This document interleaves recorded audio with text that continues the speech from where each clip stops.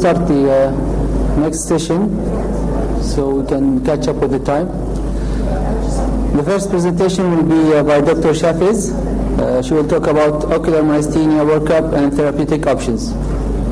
PC world, it's a mix of a PC Mac world, and we're struggling through this meeting to be sure that all of us who are in different worlds can bring our talks together. So now we've got this hooked up here. Okay. Almost. And could I have some little lights on, please? Thank you. A little more, if you don't mind. It's a pleasure to be with you again today, and I'm going to be talking about ocular myasthenia and the workup that we do for it and what we do to treat it after we've decided what it is. And if I could have some more lights, please. Thanks. That's better. I need to see you all. In any event, I rather love this Modigliani picture because Modigliani painted myopathic facies. If you look at this face on this patient, there are no nasolabial folds. It's a flat myopathic face. And that's kind of what we are looking at when we look at the myasthenic patient.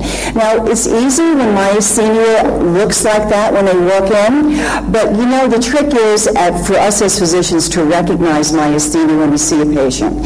And this is more of a trick than not sometimes. When I was a neurology resident, I was really surprised by a young female that we saw who was African American and a Muslim, and she had gone to lunch with some friends, and they had been laughing and having a very, very great time. She did not consume alcohol. She walked out of the restaurant, and she had sudden weakness and fell to the ground. And everyone from the restaurant rushed out to her and said, "You drank too much at lunch." And she said, "No, I don't drink at all." But as part of the excitement associated with the fun they were having, she had sudden diffuse weakness happen and fell to the ground.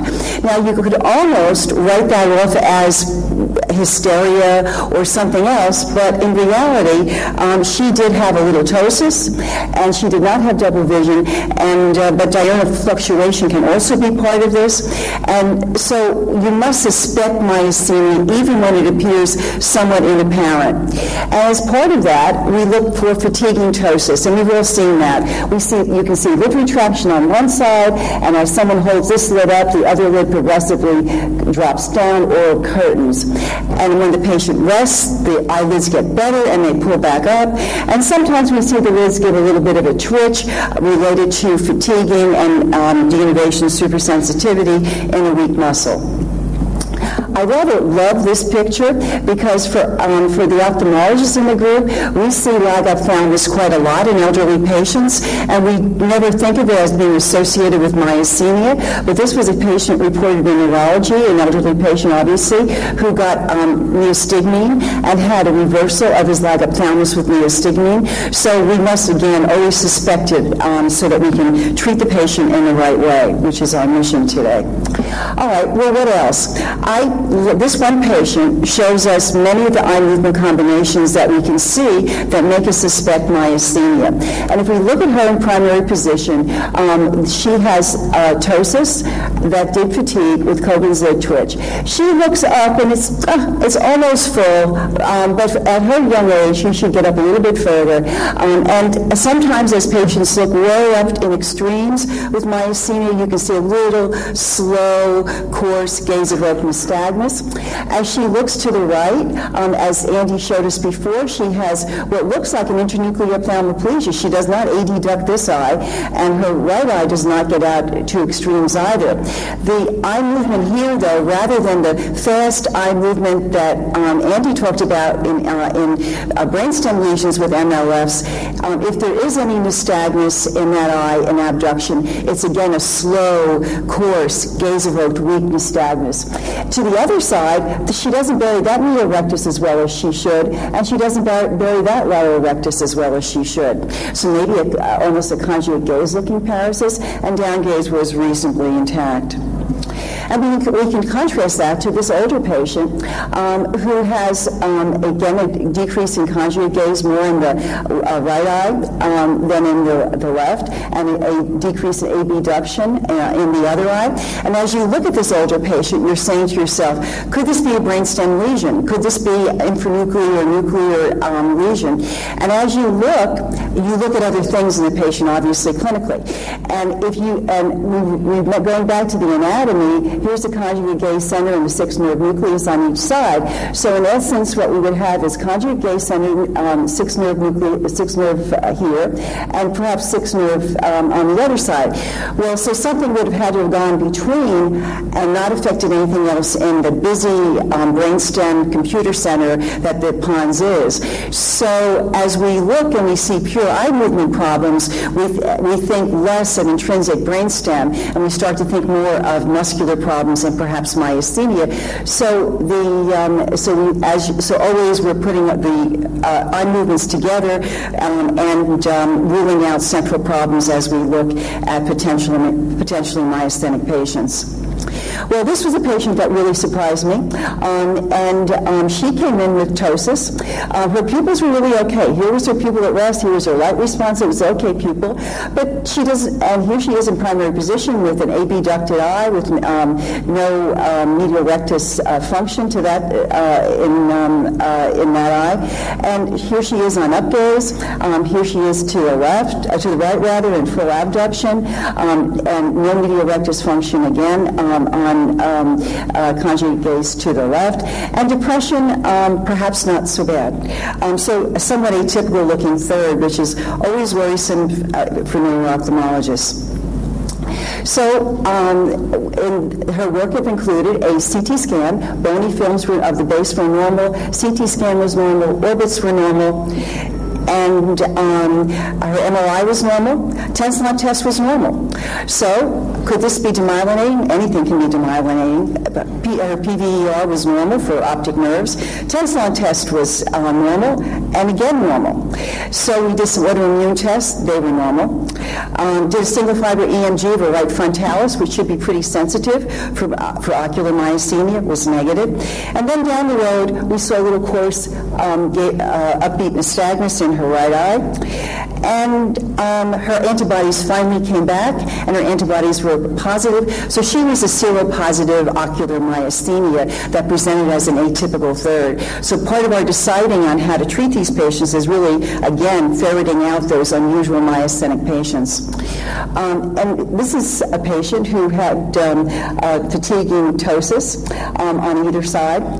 And as we look at her and we're deciding how we should treat her, we're again deciding, is this ocular myasthenia? So, okay, so we know this is ocular myasthenia. But the next question you make when you decide it's ocular is it more than ocular? Do we have systemic weakness here as well? And as you look at this young lady, what you notice is that she has a flat myopathic facies. We don't see nasolabial folds there. She looks like that Modigliani that I showed you in the first slide. So as you look at her face, you are starting to wonder if this could not be facial involvement and, in fact, systemic myasthenia. And the other thing that you notice is that although she's trying to smile a little, her mouth is rather transverse. And a transverse smile is rather typical of myasthenia because there's weakness here in the corners of the mouth, and the mouth is not able to turn up the way it normally should. And so again, you want to test and see if there's facial weakness. And you can't test for facial weakness just by looking at the patient. You have to get the facial muscles to work. And so you can say to the patient, smile, show me your teeth, or whatever. And as we do, we see clearly that she has facial weakness that's more on one side than the other. So in fact, this young lady who has obvious ocular myasthenia, also right in the clinic, as you look at her, you can decide she has obvious systemic myasthenia as well. And this was another patient who showed us more of the same. She was really rather acute in that she had ptosis in primary position that fatigued dramatically. She had, again, that Modigliani facies with flat nasolabial folds, a horizontal smile, and as she talked and exerted herself. In fact, her masseters and her pterygoids were weak, and she had a jaw drop. So she has rather extreme systemic weakness. All right, so we've gone through what we look at for our ocular involvement. Motility, lids, lid twitch, fatigue and ptosis, peak, pupil should be spared, and we look at the face to see if the mouth is horizontal or if there's facial weakness as well. So that's what we do in the clinic as a first thing. And the next thing is, after we look at our patient, the next questions you must ask yourself are, the diagnosis is or is not myasthenia? Is it ocular or diffuse? Is there any, next question you want to know is there evidence of more, like a thymic tumor? Is there anything more than that? Are there any associated diseases? And as we look, the next thing we're going to do in the office is potentially is an ice pack test. And my ocular photographer got a little carried away, I think, with this. This is meant to be a can of soda that's chilled, so that you can use that to cool the muscles in the orbit and rest them and potentiate strengthen them. This is supposed to be a frozen surgical glove that you can use to apply to the orbit.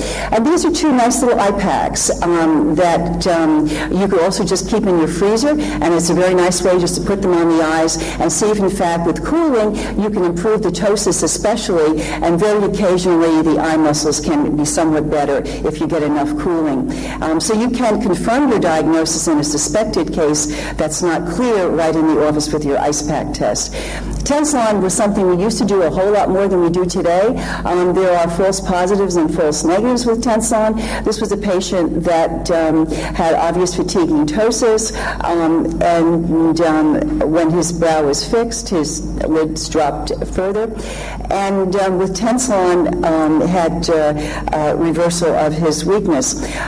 I think we perhaps punt on Tensilon somewhat more than we used to because of the false positives and negatives with other muscle diseases and neurogenic diseases, but it's still a good test.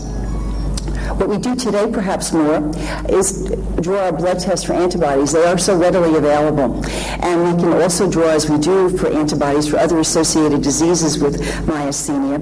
And we look for acetylcholine receptor antibodies to the motor end plate, anti-striated muscle antibodies to the motor end plate, anti-MuSK to the motor end plate, autoimmune disease like lupus, rheumatoid arthritis, and thyroid problems. Always we have to, once we make this as a diagnosis, rule out thymoma, because that's very huge. And you can do it two ways. You can do a chest x-ray and have your radiologist rotate the patient and do a lateral oblique and get under the sternum and evaluate the thymus. Or you can more specifically do a CT scan of the mediastinum, and that should have with contrast on it so that you can see very clearly if there's a thymic tumor. You must check respiratory function because it can be surprising. Patients that present with eye involvement that also have bulbar involvement that was somewhat inapparent. And we check for generalized involvement of the muscles by doing a repetitive stim of the muscles in the hand, face, or do single fiber EMG. And that's what we do, and there we are. Oops. Sometimes these animations get a little carried away. Okay, so what about the antibody testing? So we test for binding, blocking, and modulating antibodies against the motor end plate, and the other tests that we draw in the lab is for anti-MuSK antibodies. We know that some patients are negative to either one of this group of muscles, and it may be that at the motor end plate, it's more than just the antibodies that are changing the configuration of the motor end plate and producing weakness. It may also be that there's complement directed against the motor end plate, so that damages the motor end plate. So we're not specifically testing for that necessarily by an antibody test, but it's happening, and it may be part, again, of the seronegative antibodies, that myasthenia antibodies that we sometimes see. And again, there's some acetylcholine receptor recycling and change that happens as part of this disease. So if we look at ocular myasthenia compared to general myasthenia, and we compare the two, because that's kind of what we're doing as we evaluate patients. We're getting test results, and we have to put them in perspective. And when do we do what? Well, Tensilon tests we do if you've got big-time ptosis, or if you've got big-time extraocular muscle problems, because any neurogenic problem can get a little bit better if you pump up the motor end plate with a lot of receptor. So you really want to see major muscle problems to do a Tensilon test. Repetitive stim and to look for fatiguing muscle is a good test to do. It'll be much more sensitive the more generalized the muscle involvement is, obviously. So a negative repetitive stim can occur much more commonly in ocular than generalized myasthenia. The same is true for single fiber EMG, but single fiber is still our gold standard for testing, and it can be really extremely sensitive, almost approaching what we see in generalized, because our electromyographers will take a little bit of frontalis and look at that, and frontalis can very nicely parallel the ocular involvement, so you can pick out a few very early and subtle ocular myasthenics with single fiber of the frontalis. And again, the antibody testing today has really revolutionized our evaluation of these patients, being positive in either ocular or generalized myasthenia, and certainly, again, more in the generalized. The only problem with our antibody testing is that the antibodies will tell us whether it's myasthenia or not, but we can't look at the number response and say, okay, this patient has this titer, and that titer is more generalized, or this titer, and that's more likely ocular. All the antibodies tell us is that it is the disease. It doesn't tell us how bad the disease is. And this table is a little bit complicated, but it pulls in for you our new myasthenia type in the last few years, which is the MuSK. And for this, we suspect that with patients that have ocular, facial, or bulbar weakness. We used to think that pure ocular myasthenia did not happen in MuSK positive patients, but it has been reported, so it does. So MuSK is the new type we look for. And again, noted here is our seropositive, or seronegative rather, myasthenia. And what I thought was very interesting was a paper that came out in 2009 in Muscle Nerve, and it looked at complement levels in patients that had generalized myasthenia. And what it noted was that the complement levels dropped as the patients got more generalized myasthenia, and as the generalized myasthenia was handled, complement normalized. So maybe again, part of what is part of seronegative myasthenia is complement-associated damage to the motor end plate. So part of what we're looking at and what we should be ultimately treating may relate to this ultimately as additional treatments become available for complement disease. Okay, what else should we think of and work up these patients for? Well, concurrent autoimmune disease is the big one. About 15% of patients with myasthenia will have antibodies to other things. ANA for lupus, rheumatoid arthritis, and thyroid antibodies, Hashimoto's.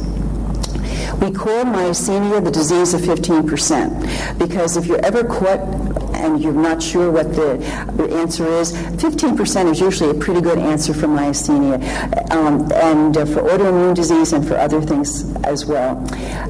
But once you have the antibodies being positive, the good thing is that it's not so common for the patients to have flagrant disease associated with those antibodies.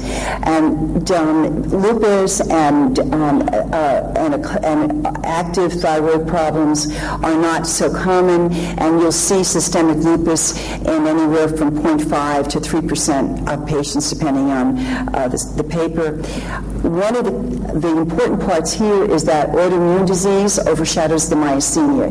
You take that patient and you treat their autoimmune disease, their lupus, or their rheumatoid arthritis, myasthenia takes a second stage and is just very, very inapparent to the patient and not a bother. So that's the good news part of diagnosing the autoimmune disease. The other part, too, is that the patient's hyperthyroid and their body's being stressed by hyperthyroidism, you treat their hyperthyroidism and their myasthenia will get better as well.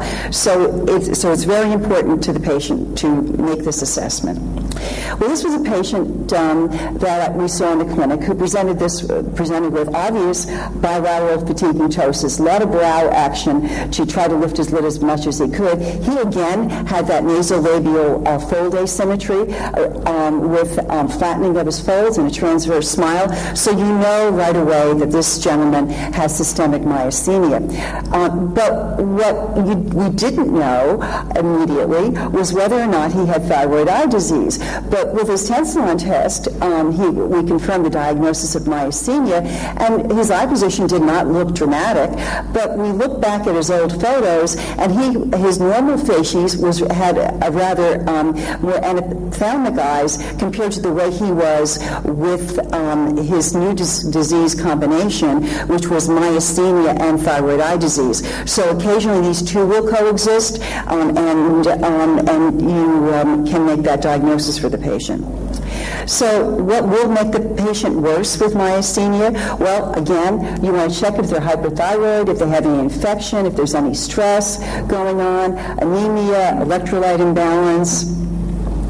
You want to check the medications that they're on. You want to see if they're on any statins or mycins, beta blockers or calcium channel blockers, or any of the others. Today, we don't do penicillamine as much for rheumatoid arthritis, so that's not highlighted, but many of the other agents there can be culprits as well in worsening myasthenia.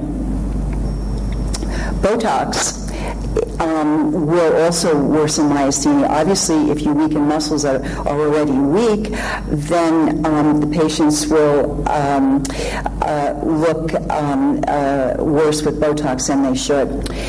The statins are very important. They induce myasthenia. So any patient on statins who gets new muscle pain and new weakness has to be thought of as having a statin-associated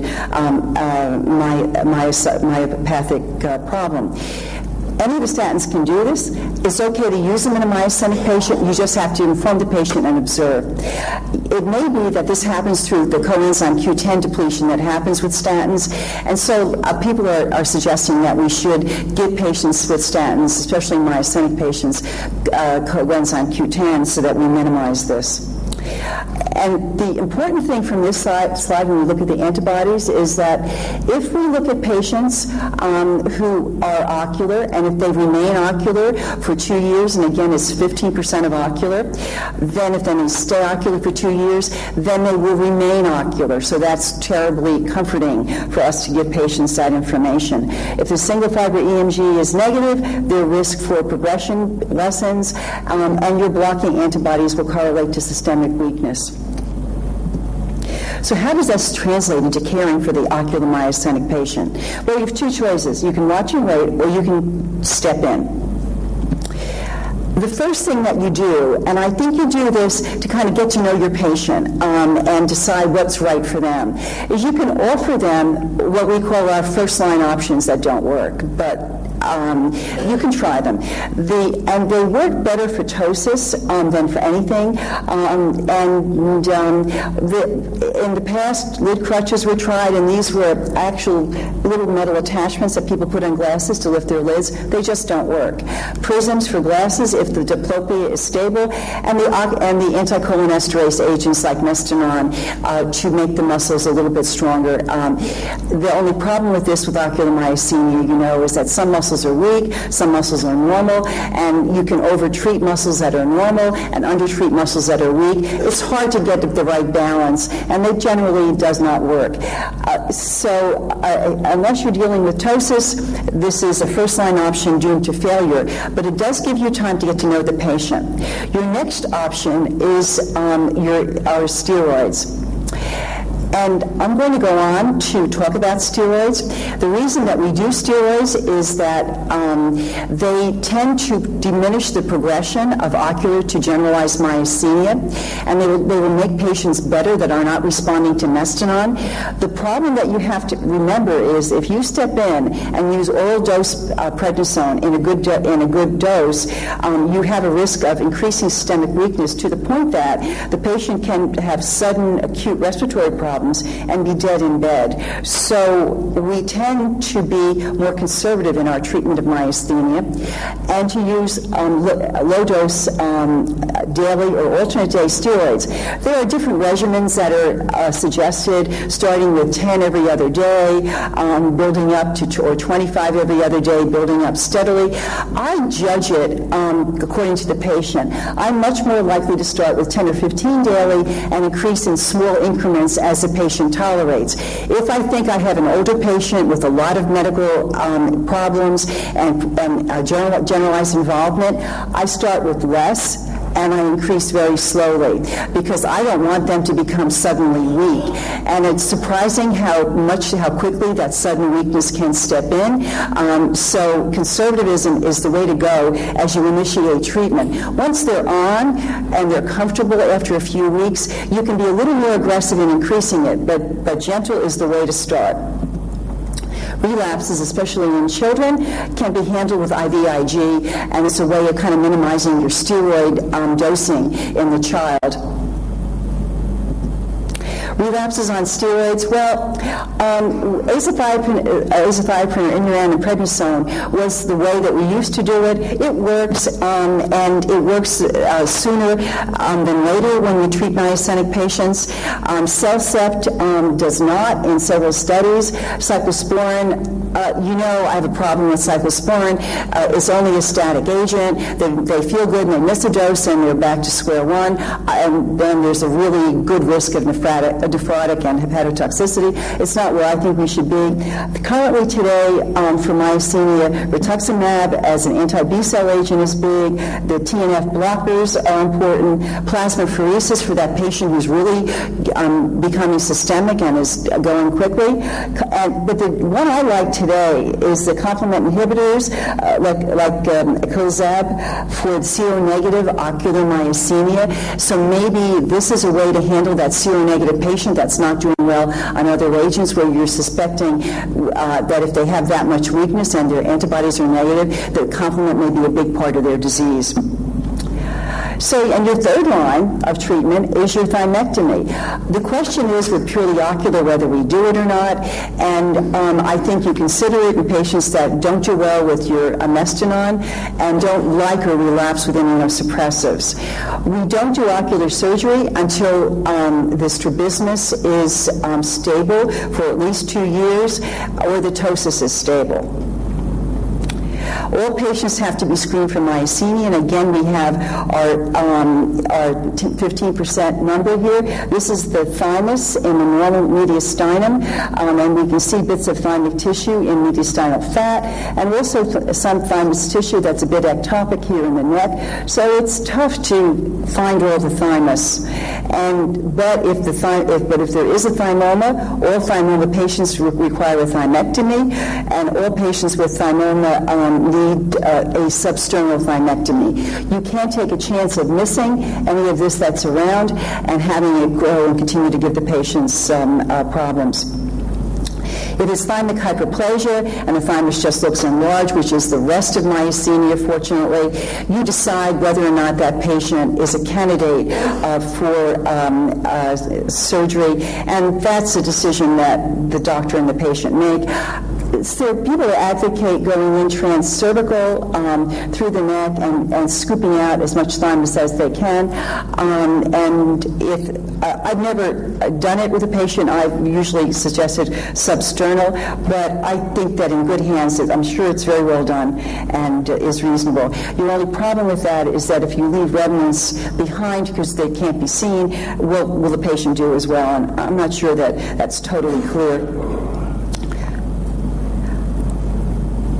One thing that we can say is that a good number of patients, though, that did have cervical thymectomy, in some studies have been clear up to 8 months after their surgery, so that's great. And the one thing thymectomy does offer in the thymic hyperplasia patient is that you can say to that patient, if you catch them early and send them for surgery early, that they will by 5 years be normal.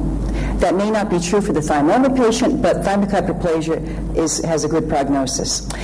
And if they don't do well, I've had my thymectomy, I'm not doing well, then you may want to rescan and see if you've missed anything and have a look again depending on how badly the patient's doing for ectopic thymic tissue. And this is again related to what is the experience for ocular thymectomy for ocular myasthenia. Well, early thymectomy is better than late, and that's the bottom line. Patients do better if you catch them early before they have a lot of myopathic disease. This was a patient that I saw who had fatigue and ptosis and had ocular myasthenia. He has nice facial creases. There was obviously no systemic weakness, and he did not have systemic weakness on testing. And I offered steroids to him, and he said, no, I want to have a normal life. I don't want to be taking medication. And so he had a substernal thymectomy, and here he is 6 months later doing great. So